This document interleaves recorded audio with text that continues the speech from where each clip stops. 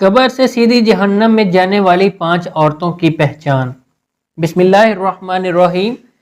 اسلام میں عورت کا مقام، اسلام کی آمد عورت کے لیے غلامی، ذلت اور ظلم و احتسال کے بندروں سے آزادی کا پیغام تھی۔ اسلام نے ان تمام کبیر رسوم کا کلا کما کر دیا جو عورت کے انسانی وقار کے منافی تھیں، اور عورت کو وہ حقوق عطا کیے جس سے وہ معاشرے میں اس عزت و تکریم کی مستحق قرار پائی جس کے مستحق مرد ہیں۔ اللہ تعالیٰ نے تخلیق کے درجے میں عورت کو مرد کے ساتھ ایک ہی مرتبہ میں رکھا ہے، اس طرح انسانیت کی تکوین میں عورت مرد کے ساتھ ایک ہی مرتبہ میں ہے۔ ارشاد باری تعالیٰ ہے، اے لوگو اپنے رب سے ڈرو جس نے تمہیں ایک جان سے پیدا فرمایا، پھر اسی سے اس کا جوڑ پیدا فرمایا، پھر ان دونوں میں سے بکثرت مرد اور عورتوں کی تخلیق کو پھیلا دیا۔ عورت پر سے دائمی معصومیت کی لعنت ہٹا دی گئی اور اس پر سے ذلت کا داغ دور کر دیا گیا۔ عورت اور مرد دونوں کو شیطان نے وسوسہ ڈالا تھا جس کے نتیجے میں وہ جنت سے اخراج کے مستحق ہوئے تھے، جبکہ عیسائی روایات کے مطابق شیطان نے حضرت حوا علیہ السلام کو بہکا دیا اور یوں حضرت حوا علیہ السلام حضرت آدم علیہ السلام کے بھی جنت سے اخراج کا باعث بنی۔ قرآن حکیم اس باطل نظریے کا رد کرتے ہوئے فرماتا ہے، پھر شیطان نے انہیں اس جگہ سے ہلا دیا تو انہیں اس راحت کے مقام سے جہاں وہ تھے الگ کر دیا۔ عورت کو زندہ زمین میں گاڑے جانے سے خلاصی ملی، یہ وہ بری رسم تھی جو احترام انسانیت کے منافی تھی۔ اسلام عورت کے لیے تربیت اور نفقہ کے حق کا ضامن بنا، اسے روٹی، کپڑا، مکان، تعلیم اور علاج کی سہولت ولی الامر کی طرف سے ملے گی۔ عورت کی تذلیل کرنے والے زمانہ جاہلیت کے قدیم نکاح جو در حقیقت زنا تھے، اسلام نے ان سب کو باطل کر کے عورت کو عزت بخشی۔ اب ہم ان حقوق کا جائزہ لیتے ہیں جو اسلام نے عورت کو مختلف حیثیتوں میں عطا کیے۔ ایک شخص نے حزیل کے کچھ لوگوں کی دعوت کی اور اپنی باندی کو لکڑیاں کاٹنے کے لیے بھیجا۔ مسلمانوں میں سے ایک مہمان کو وہ پسند آ گئی اور وہ اس کے پیچھے چلا پڑا، اس کی عصمت لوٹنے کا طلبگار ہوا، لیکن اس باندی نے انکار کر دیا۔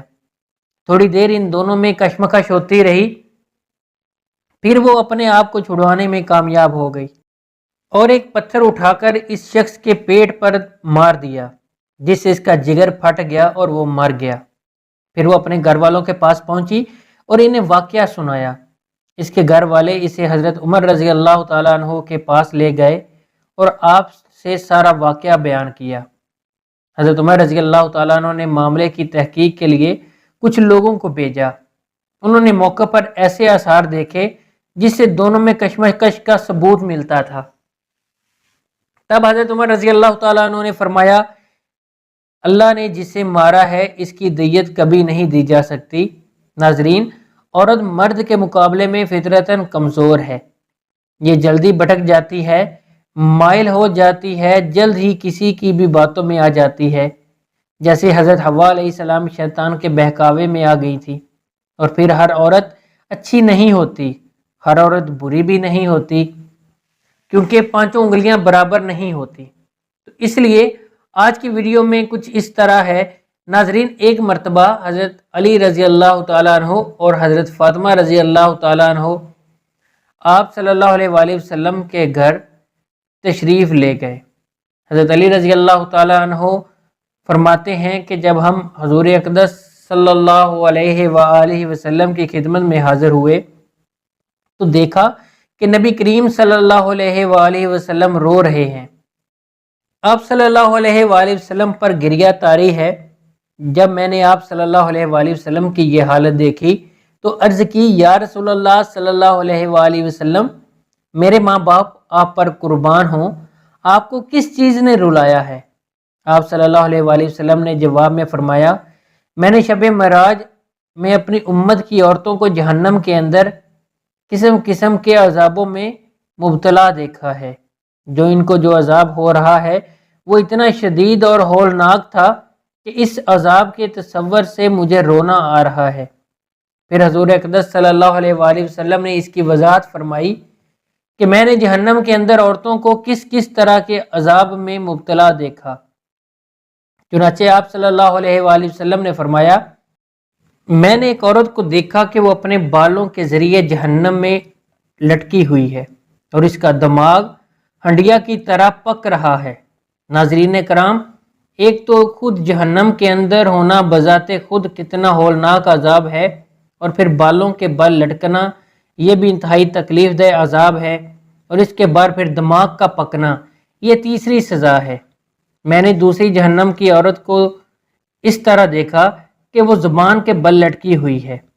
تیسری عورت کو میں نے دیکھا کہ اس کے دونوں پاؤں سینے سے بندھے ہوئے ہیں اور ان کے دونوں ہاتھ پیشانی کے ساتھ بندھے ہوئے تھے۔ چوتھی عورت کو میں نے اس طرح دیکھا کہ چھاتیوں کے بل جہنم میں لٹکی ہوئی ہیں۔ پانچویں عورت کو میں نے اس حالت میں دیکھا کہ اس کا چہرہ خنزیر کے چہرے کی طرح اور اس کا باقی جسم گدھے کی طرح ہے، مگر حقیقت میں عورت ہے، اور سانپ کے بچھو اس کو لپٹے ہوئے ہیں۔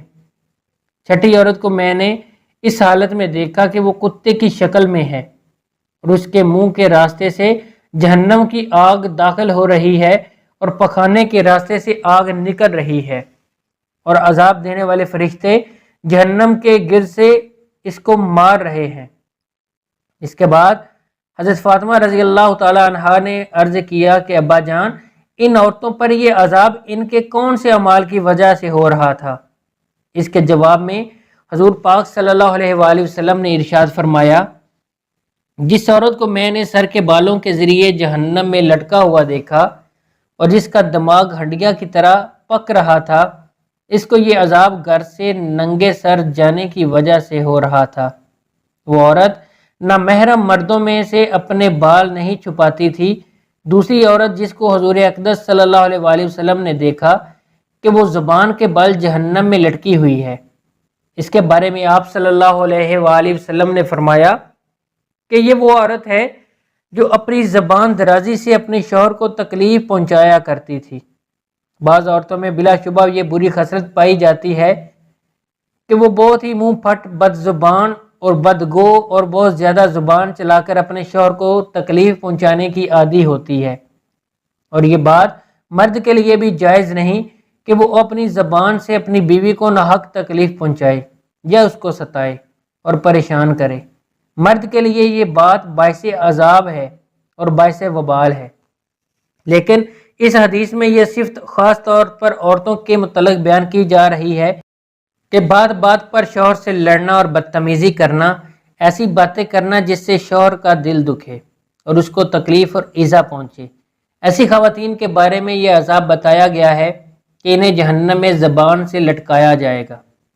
تیسری عورت جس کو حضور اقدس صلی اللہ علیہ وآلہ وسلم نے دیکھا کہ وہ اپنی چھاتیوں کے بل لٹکی ہوئی ہے، اس کے بارے میں آپ صلی اللہ علیہ وآلہ وسلم نے فرمایا، یہ وہ عورت ہے جو شادی شدہ ہونے کے باوجود دوسرے مردوں سے ناجائز تعلقات رکھتی تھیں۔ شریف اور باحیا عورتیں تو اس کا تصور بھی نہیں کر سکتے، اس طرح شریف اور باحیا مرد بھی اس کی بات کا تصور نہیں کر سکتے۔ چوتھی عورت جس کو حضور اقدس صلی اللہ علیہ وآلہ وسلم نے اس حالت میں دیکھا کہ اس کے دونوں پاؤں اس کے سینے سے بندھے ہوئے ہیں اور دونوں ہاتھ سر سے بندھے ہوئے ہیں، اس کے بارے میں آپ صلی اللہ علیہ وآلہ وسلم نے فرمایا، یہ وہ عورت ہے جو دنیا میں جنابت اور حیض سے پاک اور صاف رہنے کا اہتمام نہیں کرتی تھی، نماز کے ساتھ بڑی لاپرواہی کرتی تھی، بلکہ مذاق کا معاملہ کرتی تھی۔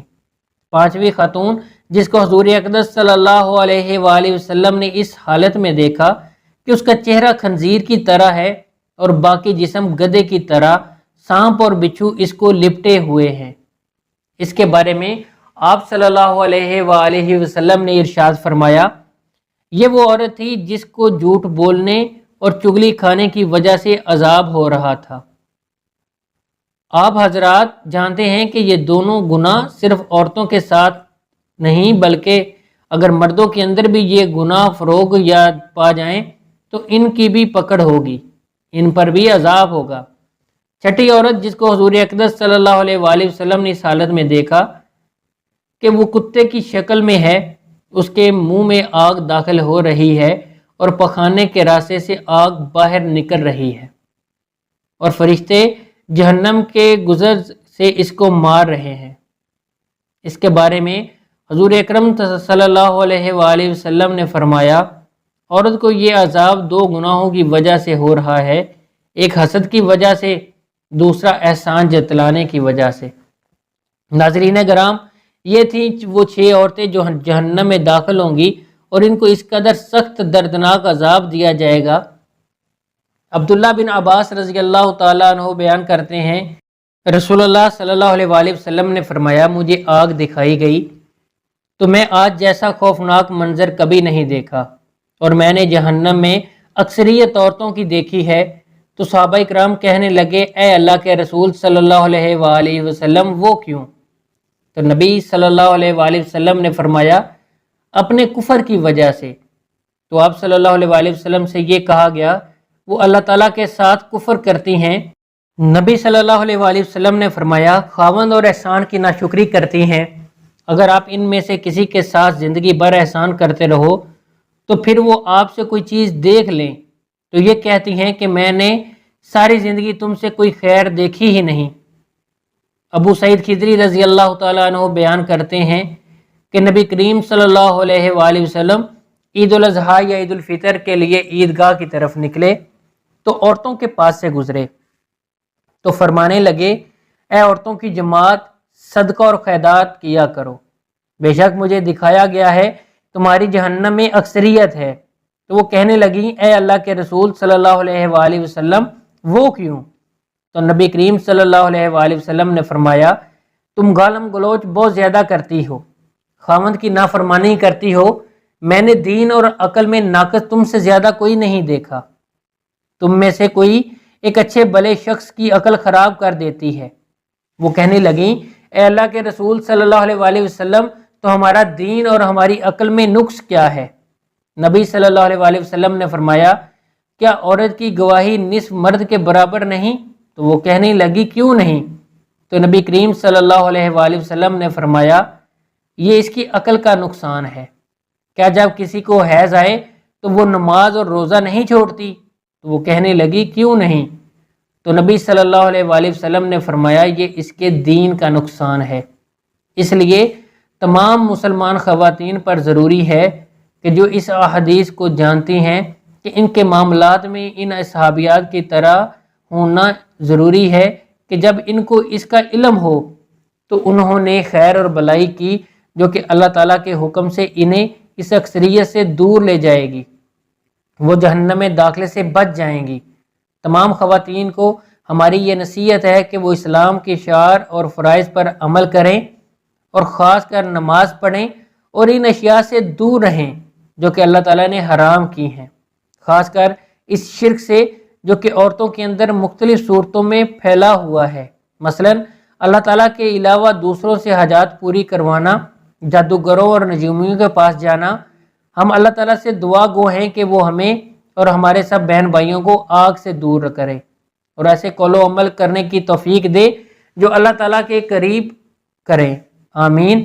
ناظرین، کمنٹ باکس میں اللہ تعالیٰ کے 99 ناموں میں سے ایک نام ضرور ٹائپ کریں۔ اگر آپ کو ہماری ویڈیو اچھی لگی ہو تو ویڈیو کو لائک کریں اور ہمارے چینل کو سبسکرائب کریں تاکہ تمام آنے والی ویڈیو آپ تک بر وقت پہنچتی رہیں۔